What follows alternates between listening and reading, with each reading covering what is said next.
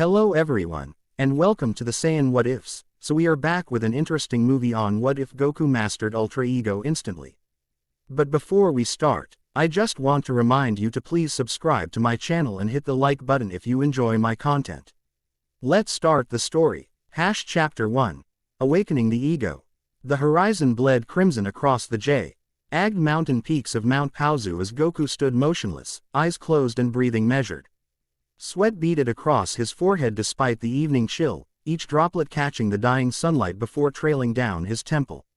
3 hours had passed since he'd begun this meditation, seeking that familiar coolness of Ultra Instinct, the divine state that had saved universe and friend alike during the Tournament of Power. But something felt wrong today. The tranquil emptiness remained frustratingly out of reach, like trying to grab smoke with bare hands.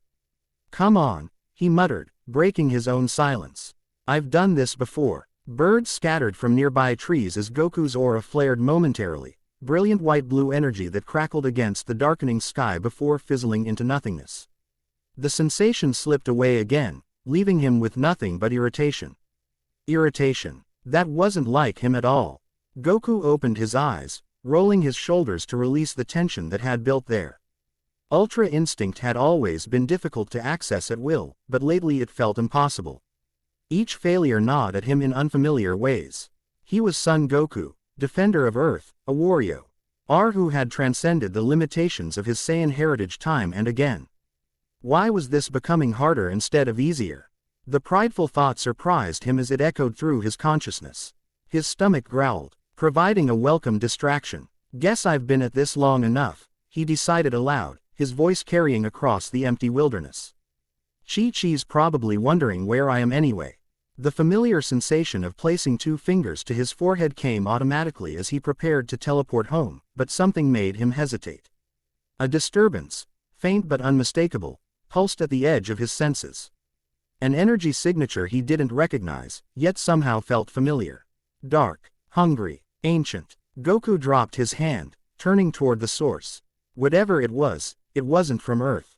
The energy felt wrong somehow, like oil spreading across clean water. Without conscious thought, his expression hardened into the serious countenance that only emerged when facing a genuine threat. "Whatever you are," he murmured, "you picked the wrong planet to visit." He kicked off from the mountain peak, body cutting through the twilight air as he rocketed toward the disturbance. Wind whistled past his ears as farmland and forest blurred beneath him. The sensation of flight still brought him joy even after all these years, the freedom, the speed, the connection to the world around him through its energy. The disturbing key signature grew stronger as he approached, pulsing with unsettling rhythms that reminded him of a heart beating out of sync. He slowed his approach and he reached a desolate stretch of badlands, cracked earth and strange rock formations that had always felt ancient and somehow separate from the rest of Earth's vibrant ecosystem. Something moved between the shadows of 2 towering rock pillars. Something that didn't belong. Goku landed silently, boots settling on dusty ground as he narrowed his eyes against the gathering darkness. "I know you're there," he called out, keeping his voice level. "Show yourself." The shadows between the rocks deepened, seeming to consume what little light remained in the day. Then they moved, not like a creature stepping forward, but like darkness itself taking form. The air temperature plummeted as the entity emerged, and Goku's breath clouded before him. It had no distinct shape, appearing more like a tear in reality, a vertical slash of absolute blackness that undulated and pulsed. Where its edges met the world, reality itself seemed to warp and distort. No eyes were visible, yet Goku felt its attention fix upon him with predatory focus. "What are you?" he asked, dropping into a defensive stance automatically. The entity made no sound, but its response came nonetheless, a telepathic intrusion. It felt like ice water poured directly into his mind. Hunger, consumption, divinity, asterisk. The fragmented thoughts carried emotional impressions rather than coherent words. Goku felt the creature's rave. Noose need. It hungered for something specific. Something it sensed within him. "Whatever you want, you won't find it here," Goku said firmly, powering up to Super Saiyan with a flash of golden light. The familiar rush of energy cascaded through his body, hair standing upright and glowing like captured sunlight as his power level multiplied exponentially. The creature recoiled from the sudden brilliance but didn't retreat. Instead, it seemed to analyze the energy, testing, tasting, judging. After a moment, it moved forward again, apparently unimpressed by the Saiyan transformation. Not enough. Not divine. Not what we seek. Asterisk. Goku frowned. Not divine. The creature was looking for godly energy. His mind raced through the possibilities as he continued powering up, pushing through to Super Saiyan Blue in a flash of azure flame. Divine Ki flowed through him now, the combination of Super Saiyan strength with godly essence. Is this what you're after? He called out, voice echoing with power. The entity's reaction was immediate and disturbing. It surged forward with shocking speed, the void-like form extending tendrils of absolute darkness that reached hungrily toward Goku's aura. The telepathic impression shifted to something almost like pleasure. Yes, godly, sustenance, give, asterisk. Goku teleported backward just before the tendrils reached him, reappearing 20 feet away. I don't think so, he replied grimly. Whatever you are, I'm not on the menu.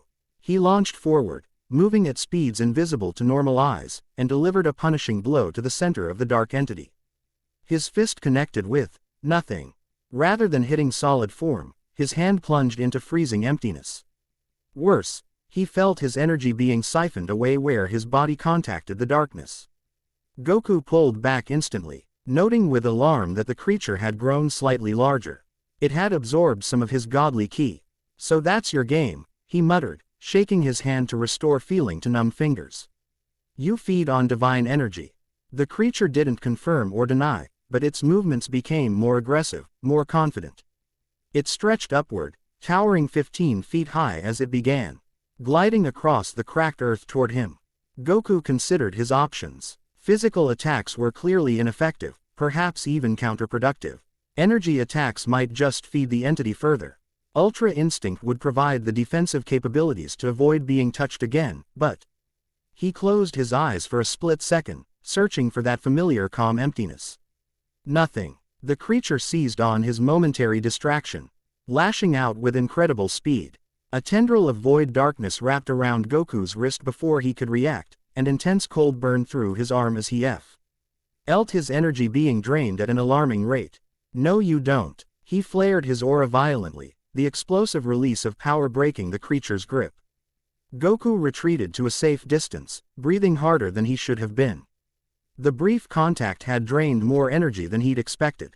Divine, different, delicious, asterisk. The creature's telepathic communication carried unmistakable pleasure now, along with something new, recognition.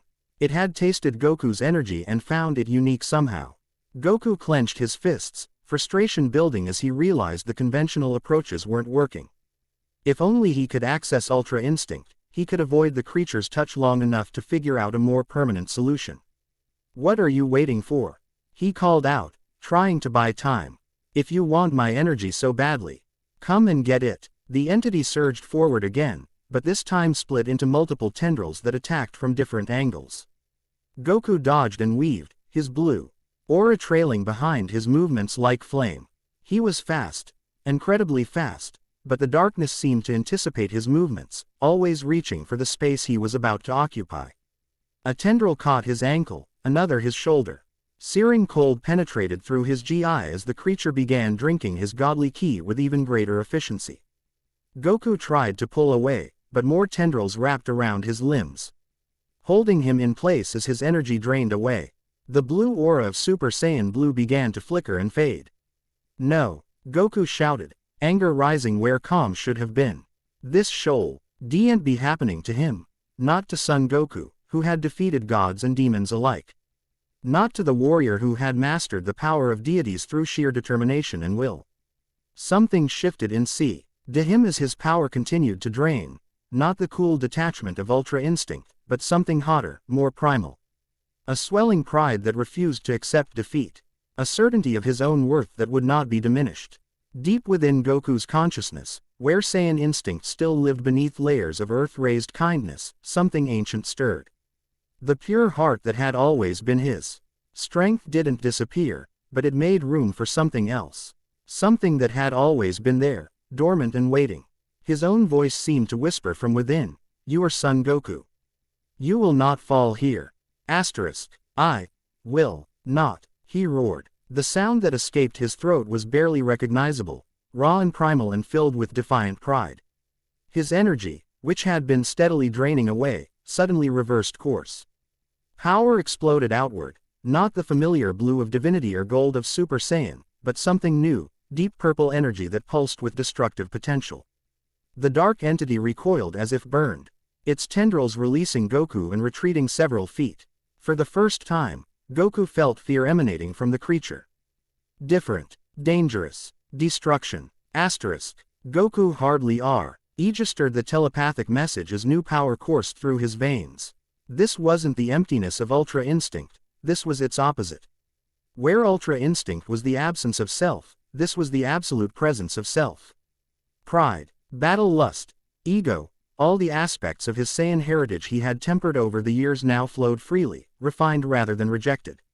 The change was physical as well as spiritual. His hair lengthened slightly, taking on a purple-black hue that seemed to absorb light rather than emit it. His muscles became more defined without growing in size, perfect efficiency rather than raw bulk. Most strikingly, his expression changed. A confident half-smile replaced his usual wide-eyed optimism. Instinctively, Goku knew what had happened. He had seen this transformation once before, on Vegeta. But where Vegeta had struggled to master it, Goku had somehow tapped into it perfectly on the first try. Ultra Ego. Well now, Goku said, his voice carrying a new edge of confidence as he examined his purple-shrouded hands. This is interesting. He looked up at the shadow entity, which was now retreating slowly, its telepathic impressions chaotic with confusion and what seemed like genuine fear. Wrong. Not divine. Not consumption. Danger. Asterisk. What's wrong? Goku asked, the smirk deepening as he took a step forward. Isn't this what you wanted? Divine energy. He reached out with his senses in a way he never had before, not just feeling the creature's energy but asserting dominance over it. Ultra Ego didn't just boost his power, it changed how he interacted with energy itself. No, he continued, taking another step forward as the creature continued retreating. This isn't divine energy in the way you understand it. This is the power of destruction. The energy of ego perfected. With speed that surprised even himself, Goku closed the distance to the shadow entity. Instead of avoiding its darkness, he thrust his hand directly into its core, purple energy swirling around his arm. Unlike before, the cold didn't affect him. His energy wasn't being drained, it was overwhelming the creature's ability to absorb. You feed on gods, Goku said, voice low with intensity. I'm something else entirely. The creature writhed, trying to escape his grip, but Goku held firm. The purple energy of Ultra Ego began to break down the entity's form, unraveling the very darkness that composed it. For the first time, it made an audible sound, a high, thin wailing that set Goku's teeth on edge. Mercy, release, survival, asterisk. The telepathic plea gave Goku pause. His hand still embedded in the creature's core, he felt something he hadn't expected. Fear, yes, but also a primitive intelligence. This wasn't some mindless force of nature, but a sentient being following its instincts. The old Goku would have released it immediately, perhaps even apologized. The Ultra Ego enhanced Goku considered his options more pragmatically. You came to my world, he said firmly. Tried to drain my energy without permission. Give me one reason why I should let you go. Others. Many others. Warning. Asterisk. Goku narrowed his eyes. Others like you. You're saying there are more. Legion. Countless. Drawn. Asterisk. Drawn to what? Divine energy. When the creature's form pulsed in what seemed like confirmation, Goku continued, and if I destroy you, they'll come anyway. Yes. Beacon. You beacon. Asterisk. With a controlled sigh, Goku withdrew his hand from the creature's core. His Ultra Ego aura continued to pulse around him, but he restrained its destructive aspects. Go then, he commanded, stepping back. Tell your kind that Earth is protected.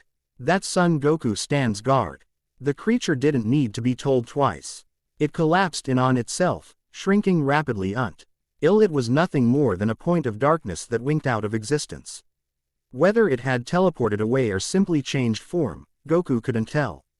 Once alone, he finally had the chance to examine his new transformation properly.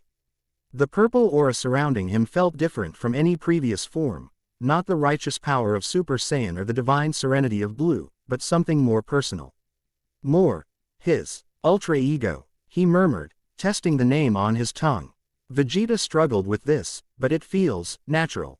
And it did. Where Ultra Instinct had always felt like stepping away from himself, this transformation felt like stepping fully into himself, embracing aspects of his personality he had always kept in check. The Saiyan pride he'd never fully acknowledged, the battle lust he'd always channeled toward protecting others, the confidence he'd tempered with humility. Yet strangely, he didn't feel like he'd lost himself. His core values remained intact, the desire to protect, the love of challenge. The essential goodness that had always defined him. Ultra Ego hadn't replaced these things, it had simply added new dimensions. Goku took a deep breath, then released the transformation. The purple aura faded, his hair returned to its normal black spikes, and the intense presence of self receded to manageable levels. But he could still feel it inside him now, access BLE in a way Ultra Instinct never had been. Wait till Vegeta sees this, he said with a chuckle, then sobered as he remembered the creature's warning. Others like it would be coming, drawn to divine energy like moths to flame. And apparently, his new transformation acted as some kind of beacon. The implications would have to wait, though. His stomach growled loudly, reminding him that he'd skipped dinner for his training session. With new knowledge weighing on his mind but a familiar smile returning to his face, Goku placed 2 fingers to his forehead and vanished. You did what? Vegeta's outraged voice echoed throughout the Capsule Corporation gravity chamber, the Prince of all Saiyans staring at Goku with a mixture of disbelief and poorly concealed jealousy. His training attire, blue battle suit drenched in sweat, spoke to the intense session Goku had interrupted with his unexpected arrival. I told you, Goku replied with a shrug that carried none of his usual apologetic awkwardness. I accessed Ultra Ego yesterday. Mastered it, actually. That's impossible, Vegeta snarled, crossing his arms. Ultra Ego comes from the energy of destruction, from training with Lord B. Eris and embracing the mentality of a destroyer. You can't just stumble into it during a random fight. Goku leaned against the gravity chamber wall, a posture more casual than he typically adopted around his rival. Apparently I can. Want to see? Without waiting for a response, Goku closed his eyes and reached for that feeling again, the absolute presence of self, the pride in his own power. The battle-hungry instinct that lived in every Saiyan heart. The transformation came instantly, purple aura erupting around him as his hair darkened and lengthened slightly. The gravity chamber's instruments began beeping frantically as they registered the sudden power spike. Goku opened his eyes to find Vegeta staring at him with undisguised shock. That's not possible, Vegeta whispered, his composure cracking. It took me months of training with Lord Beerus to achieve that form, and even now I can't maintain it perfectly. You've never even trained in destruction energy. Goku rolled his shoulders, feeling the incredible power flowing effortlessly through his body. Maybe not directly, but I've been exposed to it plenty of times, fighting Beerus, watching you, the tournament of power. Maybe my body just needed the right trigger. And what trigger was that? Vegeta demanded, still processing the reality before him. Pride, Goku answered simply. Not the destructive kind, but. He searched for the right words, surprising himself with his own articulation, pride in what I've become. What I've earned through my own efforts. The right to stand as myself against any threat. Vegeta's expression shifted subtly from outrage to something approaching reluctant understanding. That's not how it works for me. My Ultra Ego feeds on battle damage, grows stronger through pain and combat. Goku nodded. I can feel that aspect too, but there's more to it. It's like, the form adapts to the user. He grinned suddenly, a flash of his old self shining through the more serious demeanor of Ultra Ego. Hey, want to spar? See which version is stronger. For a moment, Vegeta looked tempted. Then his eyes narrowed suspiciously. What happened to make you transform in the first place? You're not one to train at night unless something's wrong. The grin faded from Goku's face as he remembered the shadow entity. That's actually why I came to find you. We may have a problem. Over the next few minutes. Goku explained his encounter with the strange being, its ability to feed on divine energy, its fear of Ultra Ego, and most concerning, its warning about others of its kind being drawn to Earth. "So you let it escape," Vegeta said flatly when Goku had finished. "It wasn't an immediate threat once I transformed," Goku replied, unfazed by the accusation in Vegeta's tone. "And it seemed more valuable as a messenger than a corpse." Vegeta's eyebrows rose slightly at the uncharacteristically strategic reasoning. "That doesn't sound like you, Kakarot.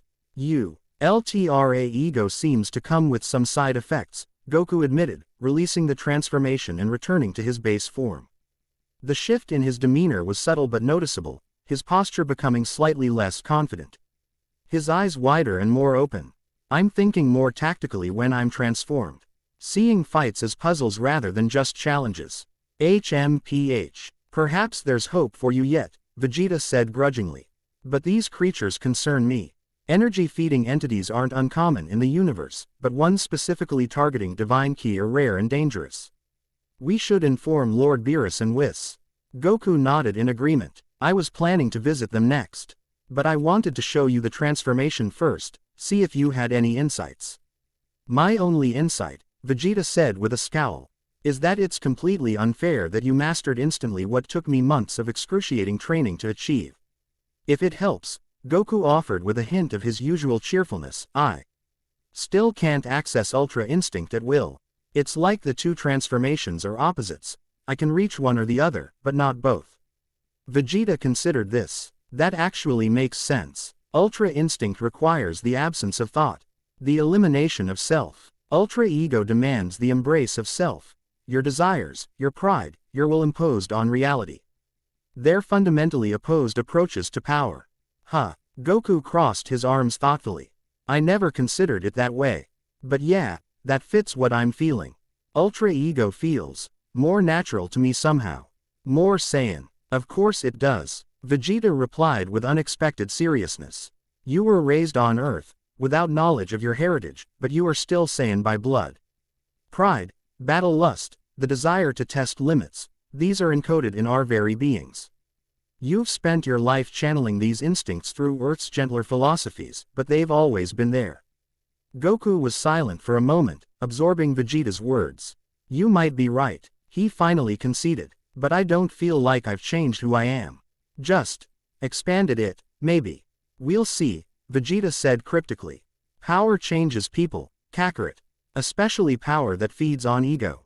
Before Goku could respond, a familiar feminine voice interrupted from the chamber's doorway. "If you two are done with your Saiyan heart-to-heart, some of us are trying to work without the house shaking from power surges." Bulma stood with hands on hips, blue hair pulled back in a messy ponytail and lab coat slightly askew. Despite her complaint, her expression held more curiosity than irritation. "Sorry about that, Bulma," Goku said, rubbing the back of his neck in his characteristic gesture. "I was just showing Vegeta my new transformation." New transformation? Bulma's scientific interest immediately overrode her annoyance. "What is it this time?" "Super Saiyan Rainbow. Ultra Instinct Deluxe. Ultra Ego," Vegeta answered before Goku could, a hint of residual bitterness in his tone. "Somehow this clown has mastered my transformation without any of the training." "Ultra Ego." Bulma looked between them. "Isn't that the purple form you've been working on for months? The one that makes you even more insufferably prideful than usual?" Vegeta scowled at his wife's characterization. "It's a complex divine transformation drawing on the power of destruction itself, woman. Not some personality quirk." Bulma turned her attention to Goku. "And you can do it now too. Show me." With a shrug, Goku transformed again. The purple aura led the gravity chamber with its distinctive energy, causing nearby equipment to crackle with feedback. Bulma's eyes widened as she observed the changes, the darker hair, the subtle shift in muscle definition. The marked change in Goku's typically open expression to something more confident and self-assured. "Fascinating," she murmured, scientist mode fully engaged. "Your energy signature is completely different. More concentrated somehow, and the aura has properties I haven't seen before. It feels different too," Goku explained, his voice carrying that new edge of assurance. "More like I'm amplifying myself rather than transforming into something else." Bulma nodded. already mentally designing instruments to measure and analyze the new form. And what triggered this breakthrough? Vegeta had to train with Beerus for months. As Goku began explaining again about the shadow creature and the unexpected transformation, Bulma's expression grew increasingly concerned. When he mentioned the entity's warning about others of its kind being drawn to Earth, she interrupted. Hold on, you're saying these things feed on divine energy, and now you're walking around with a new form that apparently broadcasts divine energy like a beacon. That seems like a problem. It is a problem, Vegeta agreed. But also an opportunity to eliminate these creatures once and for all if they conveniently deliver themselves to us.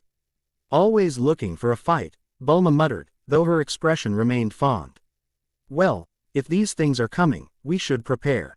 I can develop sensors to decode their unique energy signatures based on Goku's description. And I need to speak with Lord Beerus and Whis, Goku added. They might know more about these entities. You should also inform Kaioshin, Vegeta suggested. If these creatures feed on divine energy, the Supreme Kai could be at risk. Goku nodded in agreement, impressed by Vegeta's strategic thinking. Though he'd never admit it aloud, the new Ultra Ego-influenced aspects of his personality gave him a greater appreciation for Vegeta's methodical approach to problems. I'll head to Beerus's planet first, he decided. Bulma, could you contact the others? Gohan, Piccolo, Krillin, everyone should be on alert. Already planning to, she confirmed. Though I still think it's weird hearing you take charge like this. Usually all. Let's just fight and figure it out as we go.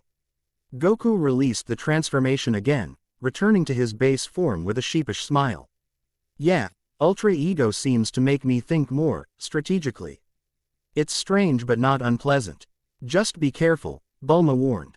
New transformations always come with risks. Remember how violent you were when you first went Super Saiyan? Or how overconfident with Super Saiyan 3? This is different, Goku insisted.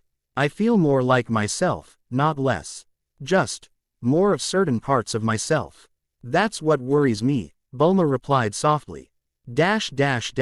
Lord Beerus's planet hung suspended in its own pocket dimension, the small world's bizarre landscape of twisted trees and Egyptian-inspired architecture gleaming under perpetual daylight. Whis stood in the central courtyard, staff in hand, observing with mild amusement as Goku appeared via instant transmission. Son Goku, the angelic attendant greeted, his voice melodious and eternally calm. What an unexpected pleasure. Lord Beerus is currently napping, so I do hope your visit isn't urgent enough to require waking him. Hi Whis, Goku replied with a respectful nod that contained more formality than he typically displayed. I wouldn't dream of disturbing Lord Beerus's nap, but I do have something important to discuss with you both when he wakes. Whis tilted his head slightly, blue-s kin catching the light as he studied Goku with greater attention. How curious. Your energy feels different today. Have you been experimenting with new transformations again? Rather than answering directly, Goku demonstrated. The purple aura of Ultra Ego erupted around him without preamble or strain, flowing like liquid darkness as his hair shifted and his presence intensified. Whis is normal. Why unflappable expression registered genuine surprise. My, the angel murmured, tapping his staff thoughtfully against the ground. Ultra Ego, if I'm not mistaken. Lord Beerus will be quite interested to learn you've achieved this transformation, particularly since he wasn't involved in teaching it to you. It happened spontaneously, Goku explained, remaining in the transformed state. During a confrontation with a strange entity that attempted to drain my divine energy. Energy-draining entity. Whis' tone sharpened slightly. Please describe this being in detail.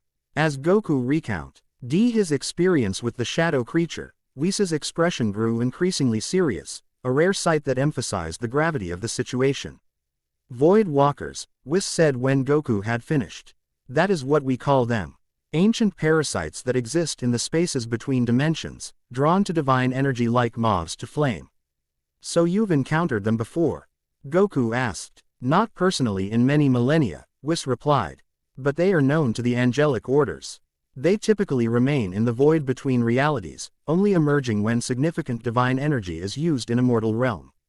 Like during the Tournament of Power, Goku suggested. Or my battles with Beerus and Jiren. Precisely. Whis nodded. though they usually cannot cross dimensional boundaries easily, which makes your encounter concerning. The barriers between realities may be weakening. The creature mentioned others would be coming, Goku said. Many others. Yes, I imagine they would. Whis began pacing slowly, a sign of genuine concern from the normally stationary angel. Ultra Ego emits a particular frequency of divine energy, destruction key refined through mortal consciousness. To void walkers, that's the most delectable feast imaginable. So my transformation is making things worse. Goku frowned. Not necessarily worse, Whis corrected. Different. Had you transformed into Ultra Instinct instead, you would have attracted a different type of void walker, ones that hunger for angelic energy. Each divine power draws its own predators from the void. Goku absorbed this information thoughtfully. Can they be defeated permanently? Individual void walkers can be destroyed, yes, Whis confirmed.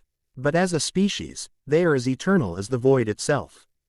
The best one can hope for is to make your reality unappealing to them.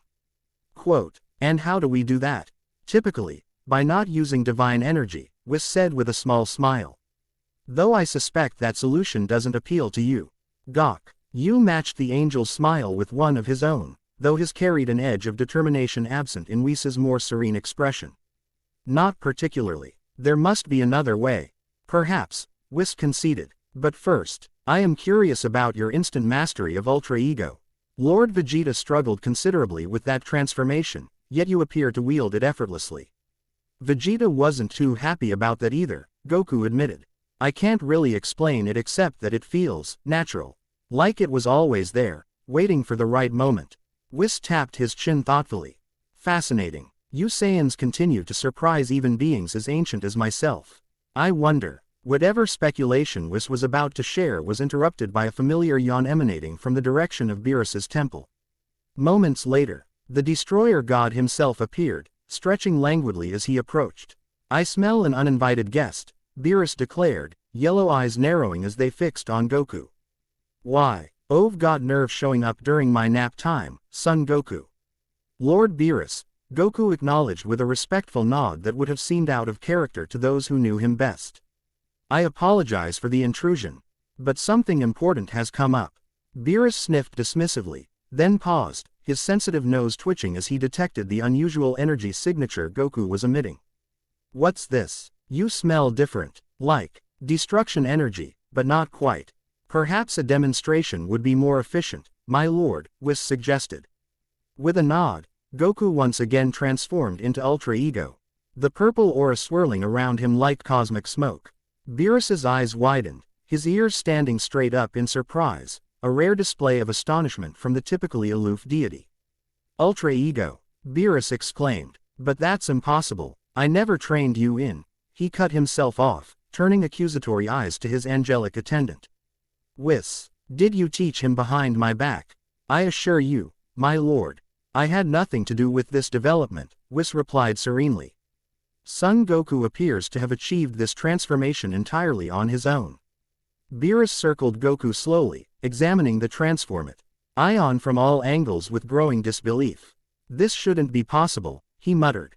Ultra Ego requires specific training in destruction energy, yet here you are, flaunting it without having done the work. If it makes you feel better, Goku offered, I can't access Ultra Instinct anymore. It's like the two forms are mutually exclusive. HMPH. Beerus crossed his arms, not entirely appeased. That's something, at least.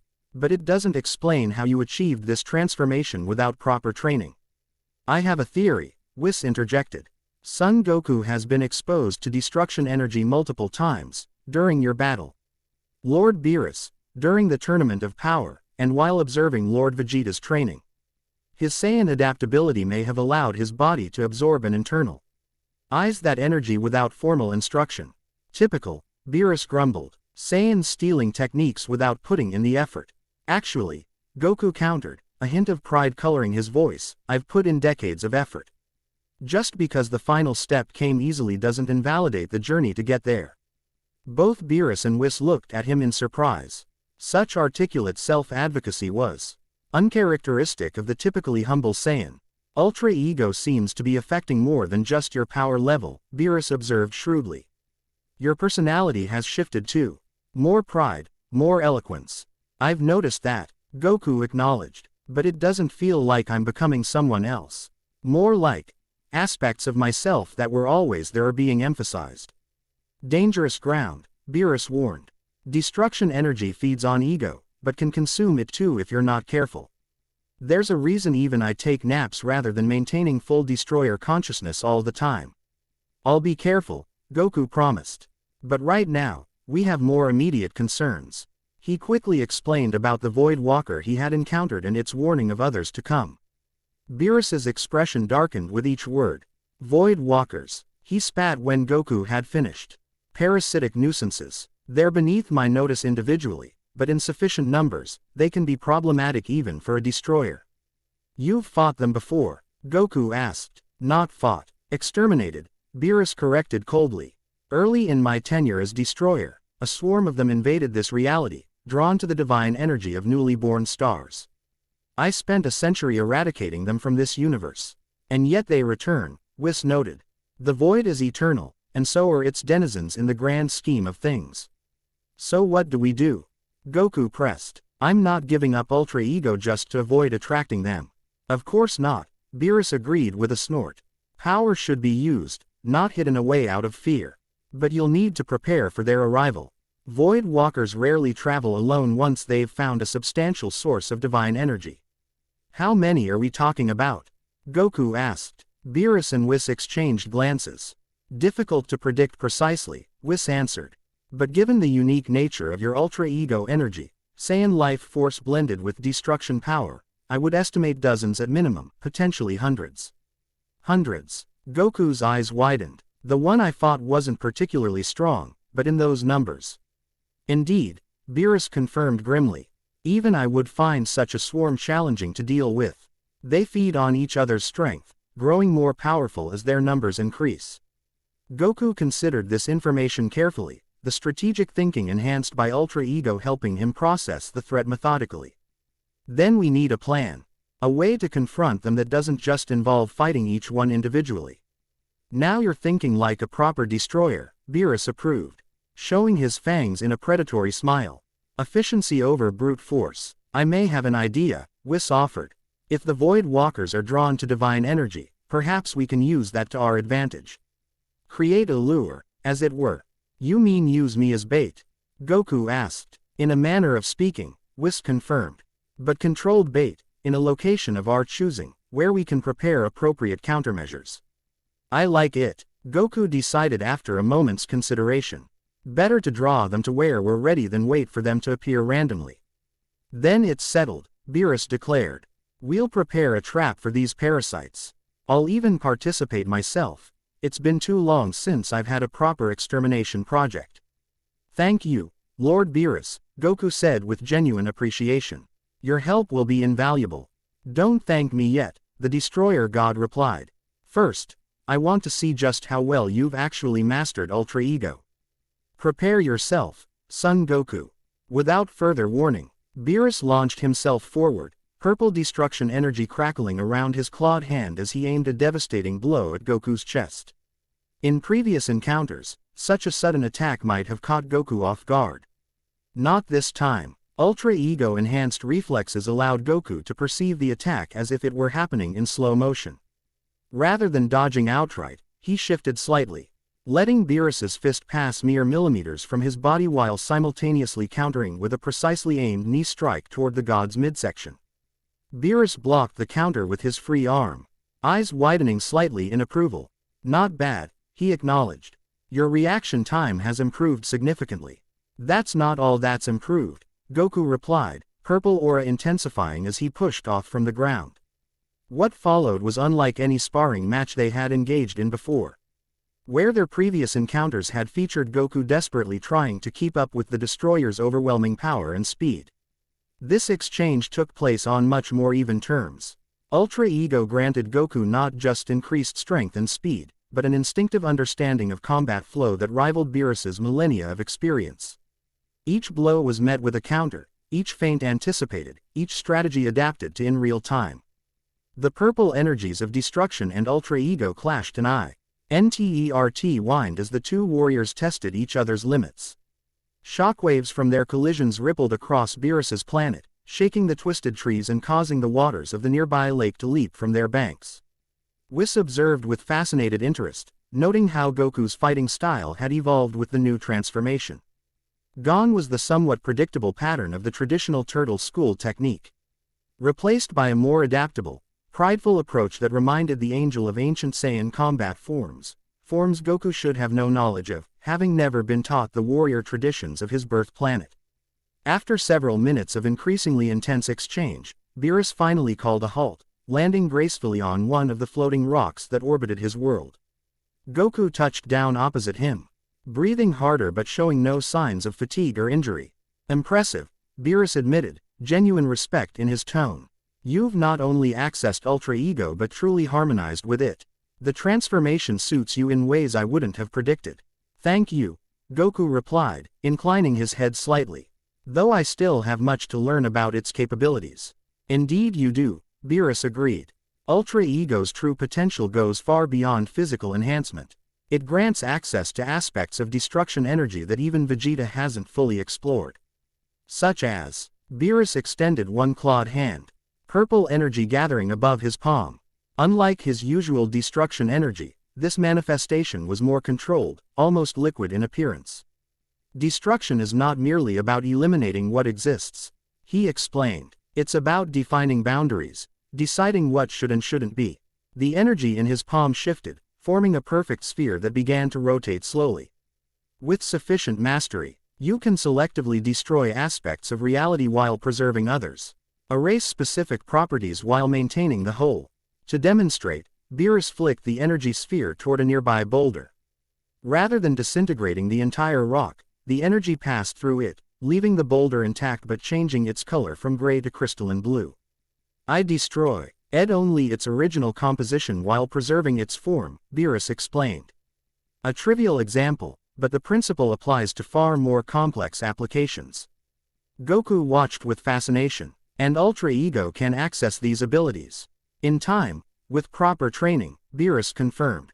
Which I am willing to provide, given the circumstances. These Void Walkers may prove to be an excellent opportunity for practical instruction. I'd be honored to learn, Goku said sincerely. Whis approached, staff tapping lightly against the ground. While I applaud this sudden teacher-student bond, might I suggest we focus on the immediate threat. The Void Walkers could begin appearing at any time. Always so practical, Beerus sighed. Very well, Son Goku, return to Earth and gather your strongest fighters. We'll need to prepare quickly if we're to set an effective trap for these parasites. What about the other universes? Goku asked. Could they be affected too? An astute question, Whis acknowledged. If these creatures are drawn to divine energy across dimensional boundaries, other universes with active gods could indeed be at risk. I shall inform my siblings serving other destroyers. Jiren and Hit would be valuable allies if things escalate, Goku suggested, strategic thinking still enhanced by Ultra Ego. Let's not get ahead of ourselves, Beerus cautioned. The multiverse is vast, but these parasites have limited means of traversal. Earth appears to be their initial target due to your unique energy signature. Then Earth is where we make our stand, Goku declared firmly. As he prepared to use instant transmission to return home, Goku reflected on how differently this encounter had proceeded compared to his usual interactions with Beerus and Whis. In the past, he might have been more casual, more reactive to their guidance. Today, with Ultra Ego enhancing his natural confidence and strategic thinking, he had engaged with them almost as an equal, a subtle shift that both divine beings had seemed to respect.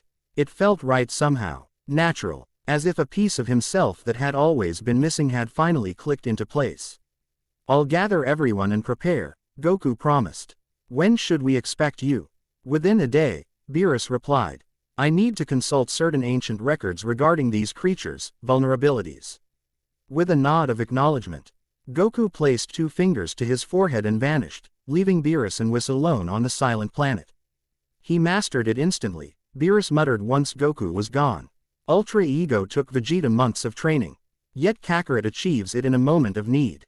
Fascinating, isn't it? Whis remarked. One might almost think the transformation was waiting for him all along.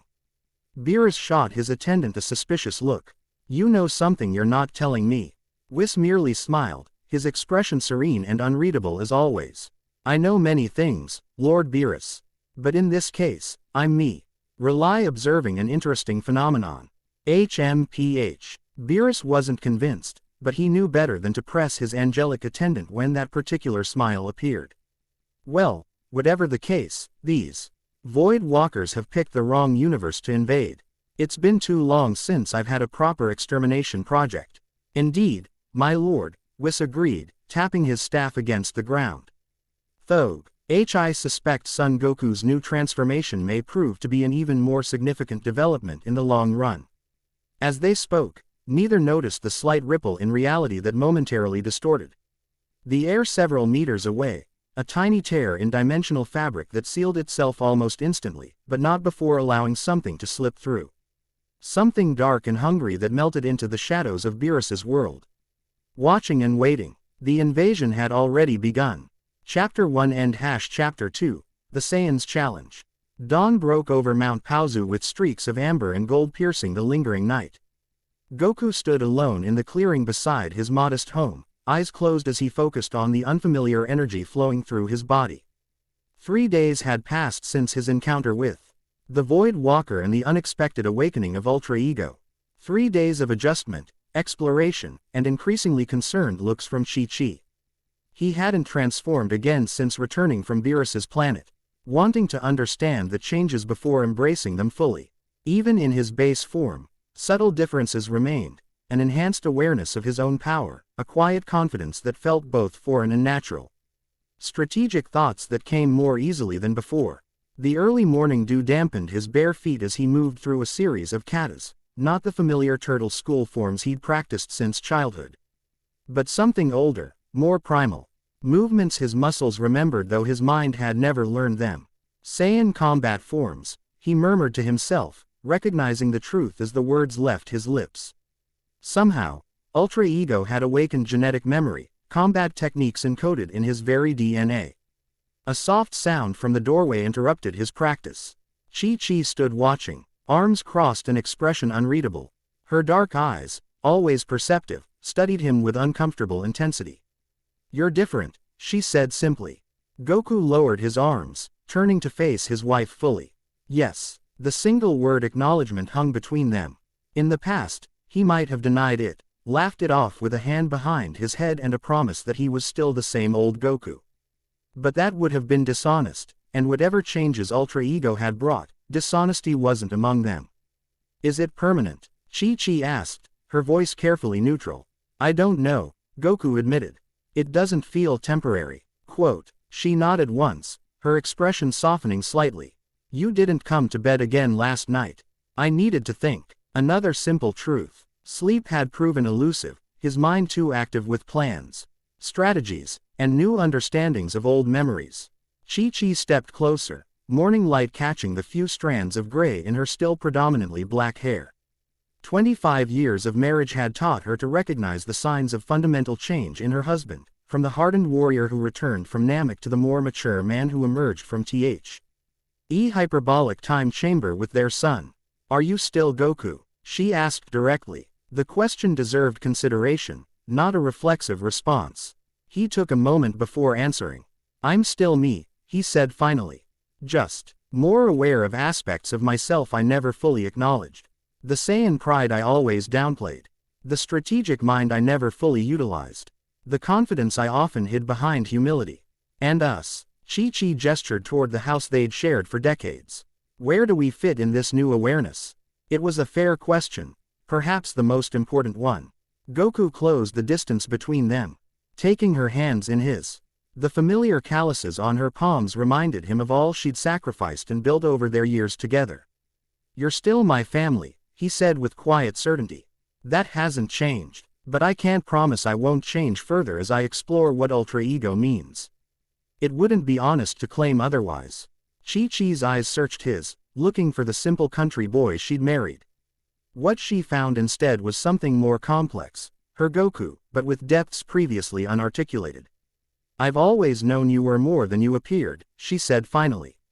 Even when you acted the simpleton, I saw the man beneath. Her grip tightened on his hands. Just promise me one thing. What's that? Don't shut me out of the process. Whatever you're becoming, let me witness it. No more disappearing for years of training without a word. Goku nodded solemnly. I promise. The moment was interrupted by the chirping of the communication device Bulma had provided after their meeting at Capsule Corporation. Goku retrieved it from his belt, activating the small screen to reveal Bulma's concerned face.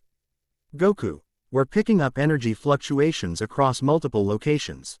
She reported without preamble. The signature matches what you described from the Void Walker, but there are several of them, all appearing simultaneously.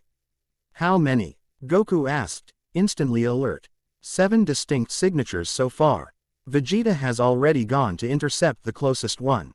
I'm on my way, Goku replied, ending the communication and turning back to Chi-Chi. I have to go, she nodded, the worry in her eyes tempered by decades of similar moments. Be careful, and remember your promise. I will. He placed 2 fingers to his forehead, fixing on Bulma's energy signature, and vanished. Capsule Corporation's main laboratory had been transformed into a command center overnight. Holographic displays showed energy readings from across the planet, with 7 distinct anomalies highlighted in pulsing red. Bulma stood at the central console, blue hair pulled back in a practical ponytail as she coordinated response teams through multiple communication channels. Piccolo is engaging the one in the southern hemisphere, she reported as Goku materialized beside her. Gohan and Krillin are en route to the signatures in Europe and North America. Goku scanned the displays quickly, absorbing the tactical situation. They're appearing in a pattern, he noted, indicating the distribution of anomalies. Equidistant from each other, forming a heptagon around the planet. Bulma glanced at him with momentary surprise at the geometric observation, another sign of his altered thought processes. You're right, it's too precise to be random. They're coordinating, Goku concluded. The first one was a scout. These are the advance party.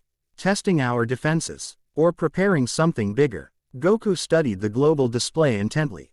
We need to capture one intact for questioning. Last time, I let it escape without getting enough information.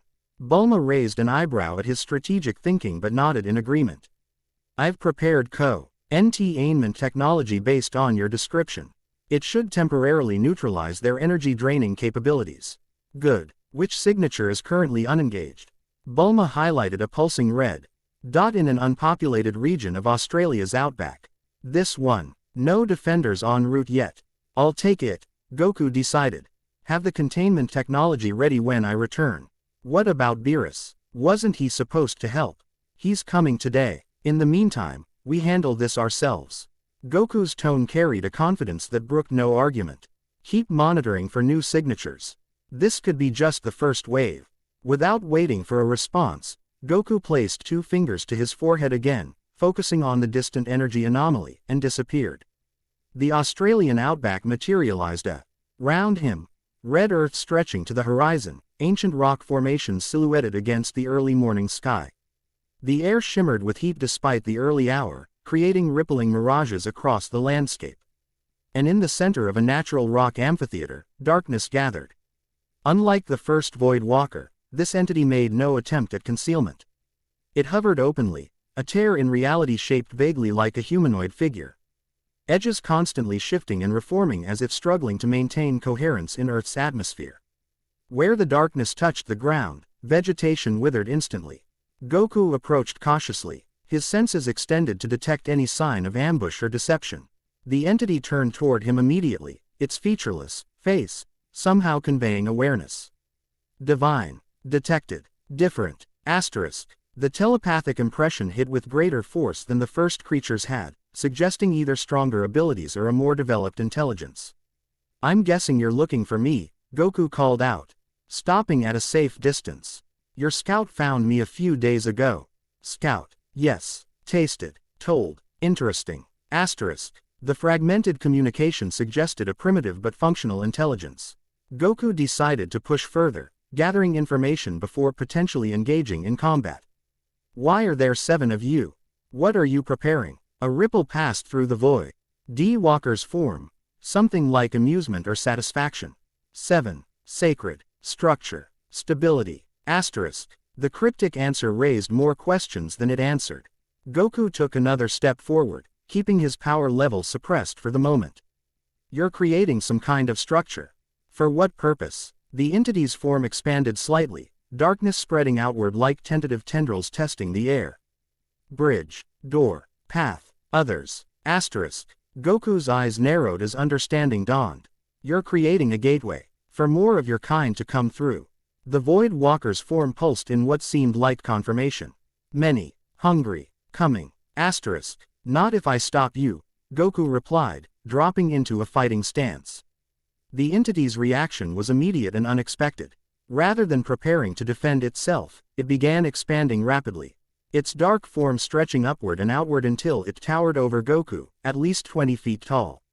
The temperature around them plummeted as reality itself seemed to warp and bend. Feed, first, power, purpose, asterisk. Dozens of tendrils shot outward from the main mass, aiming not just for Goku but for the Earth itself. Where they touched the ground, energy seemed to be siphoned upward, not life energy from plants or animals, but something more fundamental. The very fabric of reality was being consumed. Goku dodged the tendrils aimed at him with effortless grace, analyzing the situation even as he moved. This entity was significantly stronger than the Scout, its ability to affect the physical world much more pronounced. Containment might prove more challenging than anticipated. Time to show you what you're really dealing with, Goku declared, planting his feet firmly on the red earth. The transformation to Ultra Ego came instantly, purple energy erupting around him like violent flame. His hair darkened and lengthened slightly as the now familiar sense of amplified self flowed through every cell. The air around him crackled with destructive potential as his power level skyrocketed. The Void Walker recoiled momentarily, its tendrils withdrawing as if burned. Then, unexpectedly, it surged forward with even greater aggression. Perfect. Destroyer. Consumption. Asterisk. Unlike the Scout, this entity showed no fear of Ultra Ego's energy signature. Instead, it seemed almost excited, as if Goku had revealed exactly what it hoped to find. That's new, Goku muttered, surprised by the reaction. He had no time for further analysis as the Void Walker launched a coordinated assault, dozens of tendrils attacking simultaneously from multiple angles. Each tendril moved with surprising speed and precision, as if guided by tactical intelligence rather than blind hunger. Goku's Ultra Ego enhanced perception allowed him to track and counter each attack, pure PLE energy flaring around his hands as he severed tendrils with precise strikes. Each severed piece dissolved into nothingness, but the main body quickly generated replacements. You're more organized than your Scout, Goku observed as he maneuvered through the assault. Someone's been giving you instruction. The entity didn't respond verbally, but its attack pattern shifted, becoming even more coordinated, almost like practiced combat maneuvers. Goku found himself genuinely impressed by the tactical adaptability. Time to take this more seriously. Goku launched himself forward, purple aura blazing as he drove directly into the core of the Void Walker's mass. Unlike his encounter with the Scout, he didn't attempt to destroy the entity outright. Instead, he channeled his energy in a IFIC pattern, containing rather than eliminating. Let's see how you handle this, he murmured, cupping his hands at his side. Me. Blue energy gathered between his palms, but rather than pure cerulean of his traditional Kamehameha, this energy swirled with purple undertones, Kamehameha filtered through Ultra Ego's destructive potential. Me. The Void Walker sensed the building energy and tried to retreat, its form contracting as it attempted to create distance. Too late. The modified energy wave erupted from Goku's hands, but instead of a straight beam, it curved and encircled the Void Walker, forming a spiral cage of blue-purple energy. The entity thrashed within the containment field, its tendrils burning away wherever they touched the energy barriers. Trap. Cage. Violation. Asterisk. That's right, Goku confirmed, maintaining the energy construct with careful concentration. You're not going anywhere until I get answers. The Void Walker's struggles intensified, its form shifting rapidly as it searched for weaknesses in the containment field. Finding none, it seemed to reach a decision. Its mass began to contract, condensing into an ever smaller volume. Goku recognized the tactic immediately. The entity was preparing to self-destruct rather than be captured. He needed to act quickly. 2 fingers to his forehead, and both Goku and his captive vanished from the Australian outback. They materialized in Capsule Corporation's specially prepared containment chamber, a spherical room lined with energy-dampening technology and reinforced with materials designed to withstand extreme forces. Bulma stood at the control console outside, separated by thick transparent barriers, her eyes widening as Goku appeared with the compressed Void Walker's chill contained within his energy construct. Transfer complete, Goku called out. Activate the containment field now. Bulma's fingers flew across the console, initiating sequences that caused hidden emitters throughout the chamber to activate. A new energy field, clinical white rather than Goku's blue-purple, began to form around the Void Walker. Release your field on my mark, Bulma instructed, eyes fixed on the readings. 3, 2, 1, mark. Goku dissolved his energy construct precisely as Bulma's technology took over. For a heart-stopping moment, the Void Walker began to expand explosively. Its dark mass surging outward toward the chamber walls, but then the white energy field fully engaged, forcing the entity to contract once more. Pain, constraint, rage, asterisk. The telepath IC impression was so intense that even Bulma flinched, though she couldn't understand the specific communication. It's not happy, Goku commented, stepping back to observe the now contained entity. Good, Bulma replied tersely. The containment field is stable, but I don't know for how long. These readings are unlike anything I've seen before. It's not just consuming energy, it's consuming space-time itself. Goku nodded, his expression serious. That's what they're doing with the 7 points around the planet. Creating some kind of space-time structure, a gateway to bring more of their kind through. A gateway. Bulma's scientific mind immediately grasped the implications. If they're manipulating space-time at 7 equidistant points, they could be creating a multidimensional intersection node. Essentially punching a hole between realities. Can the others stop them? Bulma glanced at the global monitoring system displayed on a nearby screen. Vegeta has already eliminated one, and Piccolo another. Gohan is engaging a third. The remaining 3 are still active. So even if they lose some points, the structure might still form. Possibly, Bulma admitted. The mathematics of multidimensional gateway creation aren't exactly established science, but 7 points is likely optimal, not minimal. Goku turned his attention back to the captured Void Walker, which had ceased struggling and now hung suspended in the center of the containment field, its dark form pulsating with what might have been either pain or rage. Time for some answers, he decided, stepping closer to the barrier. You can understand me. You know why you're here. Tell me what you're planning, and I might let you return to wherever you came from.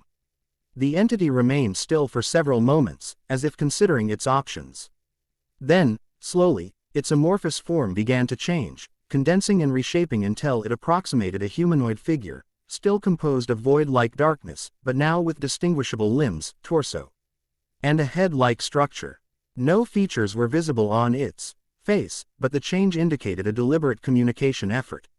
Understand. Will speak. Terms. Asterisk. I make the terms, Goku replied firmly, crossing his arms. You answer my questions, or we dismantle your gateway and eliminate your kind one by one.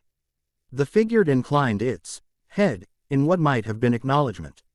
Ask. Will answer. Truth. Asterisk. Start with what you are. Not just Void Walkers, what are you really? The figure raised an arm, pointing directly at Goku.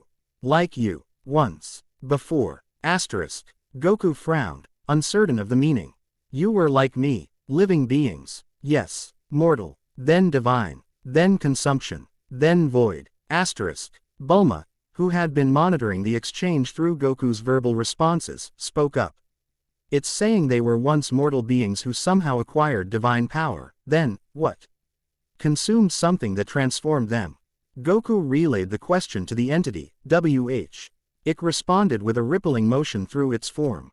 Consumed. By void. Between. Became part. Asterisk. They were consumed by the void between dimensions, Goku translated, and became part of it. The implications were disturbing. These weren't simply alien predators.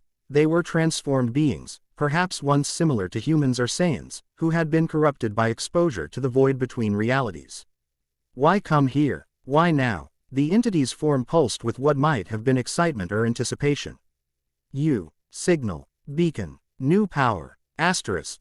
Goku's eyes narrowed. Ultra Ego. You're drawn to its energy signature specifically. Yes. Different. Unique. Perfect. Asterisk. Perfect for what? The entity's form expanded slightly, stretching upward as if trying to convey importance. Transformation. Evolution. Ascension. Asterisk. A chill ran down Goku's spine that had nothing to do with the creature's void-cold presence. You think consuming my energy will allow you to evolve further? Yes. Destroyer. Creator. Balance. Asterisk. Goku exchanged a concerned glance with Bulma, whose scientific curiosity was now tempered by visible alarm. Ask it about the gateway, she suggested. What exactly are they trying to bring through? Goku turned back to the entity. This gateway you're creating, what's its purpose? What comes through it? The figure raised both arms in a gesture that somehow conveyed vastness despite its featureless form. Legion. Swarm. Hunger. Then. Monarch. Asterisk. Monarch. Goku repeated. What monarch? The entity's form shuddered, contracting briefly before expanding again, a reactee. On that suggested either fear or reverence. First. Oldest. Wisest. Hungriest. Asterisk. Great. Bulma muttered. They have a leader, and it sounds charming. Goku continued his interrogation. How do we close the gateway once it's formed? The entity's response was immediate and disturbing, a sound like laughter transmitted directly into Goku's mind. Cannot. Permanent. Forever. Unless. Asterisk. Unless what? The figure pointed at Goku again. More specifically at the purple aura still surrounding him. That. Destroy. Unmake. Power. Asterisk. Goku understood. Ultra Ego energy can destroy the gateway. Yes. But difficult. Dangerous. Fatal. Asterisk. Before Goku could ask for clarification, alarms began blaring throughout the facility. Bulma rushed to the monitoring station, her expression darkening as she checked the readings. The remaining Void Walkers, they've synchronized their energy outputs. The structure is forming despite the three we've eliminated. Goku turned back to the captive entity, which seemed to vibrate with what might have been anticipation or triumph. Begun. Cannot stop. Coming. Asterisk. We'll see about that, Goku replied grimly. He glanced at Bulma. Keep it contained. I need to check what's happening. With 2 fingers to his forehead, he vanished, reappearing moments later on Capsule Corporation's roof observation deck. From this vantage point, he could see West City stretched out before him, and above it. A disturbing sight. The sky was fracturing, not just in one location, but across the entire visible dome of blue. Hairline cracks appeared and spread like a spiderweb pattern. Black emptiness visible through the widening fissures. The effect was similar to glass shattering in slow motion, except what was breaking wasn't physical matter but reality itself. Not good, Goku muttered. Extending his senses outward, he could feel the energy signatures of the remaining Void Walkers, each one pulsing in perfect synchronization. More troubling, he could detect something else now, a vast, hungry presence on the other side of the fractures, waiting to emerge. The monarch. Bulma's voice came through his communicator, tense with urgency. Goku, the readings are off the charts.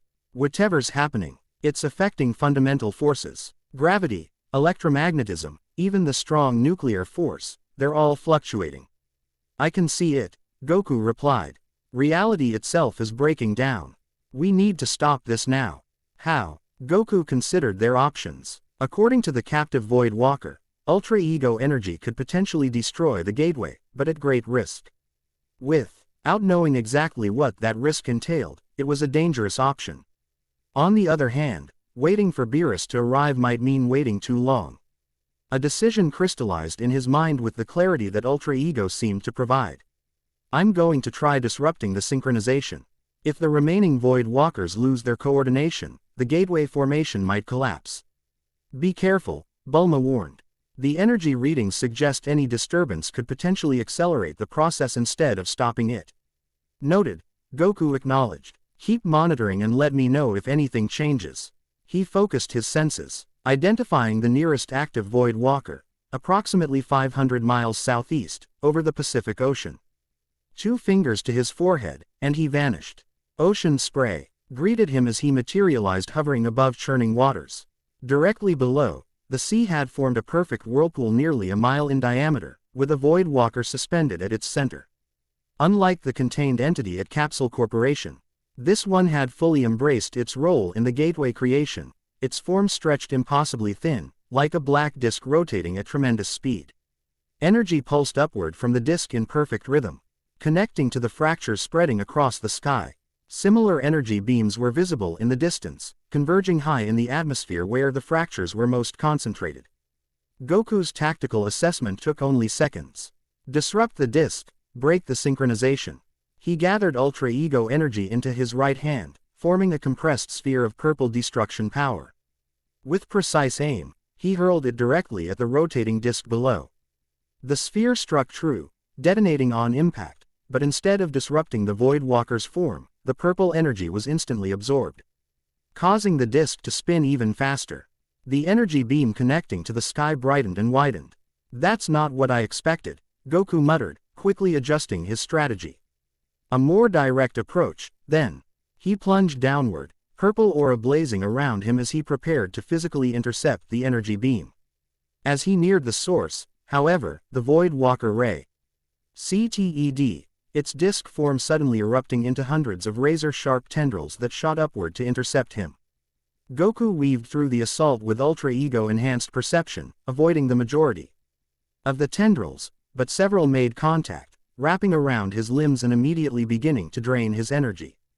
Unlike his previous encounters, however, the sensation wasn't simply cold emptiness. This felt calculated, specific. The tendrils weren't just draining energy indiscriminately but targeting particular aspects of his Ultra Ego transformation. "So that's your game," Goku realized, feeling the tendrils attempting to siphon the destructive essence from his aura while leaving the rest. "You're weaponizing Ultra Ego energy for your gateway." He channeled more power, intensifying his purple aura until the tendrils binding him began to smoke and dissolve. Free again, he changed tactics. Instead of attacking the Void Walker directly, he focused on the energy beam connecting it to the fractures above. Kamehameha. The blue-purple energy wave erupted from his hands, intercepting the dark beam at its midpoint. The two energies collided with catastrophic force, creating a shockwave that temporarily flattened the churning waters below. For a moment, it seemed to work. The dark energy beam fluctuated, its perfect rhythm disrupted. The fractures above stopped spreading, some even beginning to close. Then everything went wrong. The Void Walker below suddenly contracted, its entire form condensing into a singularity-like point of absolute darkness. A telepathic scream reached Goku's mind. Sacrifice. Purpose. Completion. Asterisk. The entity had self-destructed, not in defeat, but in deliberate sacrifice. Its concentrated essence shot upward along the energy beam, absorbing Goku's Kamehameha and growing stronger in the process. When it reached the fractures above, the effect was immediate and catastrophic. Instead of closing, the cracks expanded exponentially, tearing open a vast circular portal approximately a mile in diameter.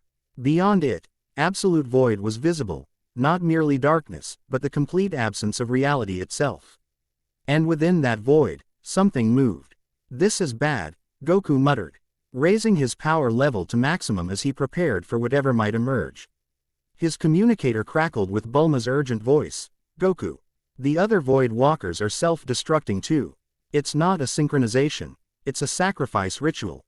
Before Goku could respond, a massive form began to emerge from the portal, first a clawed hand larger than a skyscraper, then an arm composed of what looked like solidified darkness threaded with pulsing purple veins. The veins glowed with energy that Goku recognized immediately. Ultra Ego energy. Somehow, they had already harvested and incorporated it into their leader's form.